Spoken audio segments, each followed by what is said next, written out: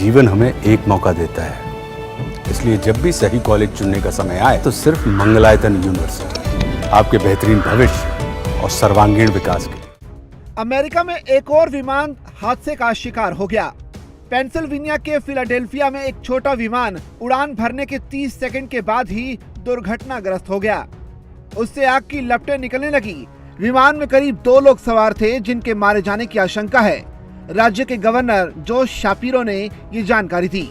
उन्होंने कहा कि घटना के बाद राहत और बचाव का काम जारी है। ये हादसा पूर्वोत्तर फिलाडेल्फिया हवाई अड्डे से करीब 5 किलोमीटर की दूरी पर हुआ। दुर्घटना स्थल की जो तस्वीरें सामने आई हैं, उसमें दिख रहा है कि कुछ घरों में आग भी लगी हुई है। दमकल विभाग की ओर से आग पर काबू पाने की कोशिशें जारी है।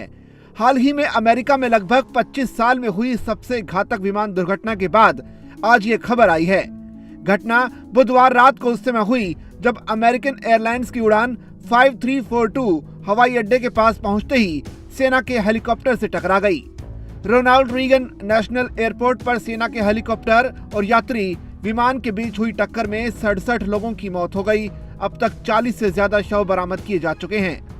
विमान दुर्घटना की जांच में कई महीने लग सकते हैं। संघीय जांचकर्ताओं ने कहा कि इसके कारणों के बारे में अटकलें नहीं लगाएंगे। अमेरिका के राष्ट्रपति डोनाल्ड ट्रंप ने कहा कि सेना का विमान दुर्घटना के समय बहुत ऊंचाई पर उड़ रहा था। ट्रंप ने अपने ट्रुथ सोशल मंच पर शुक्रवार सुबह एक पोस्ट में कहा कि ये 200 फीट की सीमा से कहीं ज्यादा था। इसे समझना बहुत जटिल नहीं है।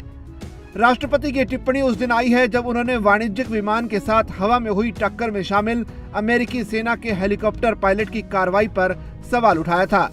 रक्षा मंत्री पीट हेग्सेथ ने कहा कि ऐसा प्रतीत होता है कि ऊंचाई दुर्घटना का एक कारण थी। पेंटागन प्रमुख पीट हेग्सेथ ने अमेरिकी सेना के ट्रेनिंग की निरंतरता के महत्व पर जोर दिया। उन्होंने कहा कि हेलीकॉप्टर का ब्लैक बॉक्स अभी तक बरामद नहीं हुआ है। हाल ही में अमेरिका में लगभग 25 साल में हुई सबसे घातक विमान दुर्घटना के बाद आज ये खबर आई है। घटना बुधवार रात को उस समय हुई जब अमेरिकन एयरलाइंस की उड़ान 5342 हवाई अड्डे के पास पहुंचते ही सेना के हेलीकॉप्टर से टकरा गई। रोनाल्ड रीगन नेशनल एयरपोर्ट पर सेना के हेलीकॉप्टर और यात्री विमान के बीच हुई टक्कर में 67 लोगों की मौत हो गई। अब तक 40 से ज्यादा शव बरामद किए जा चुके हैं।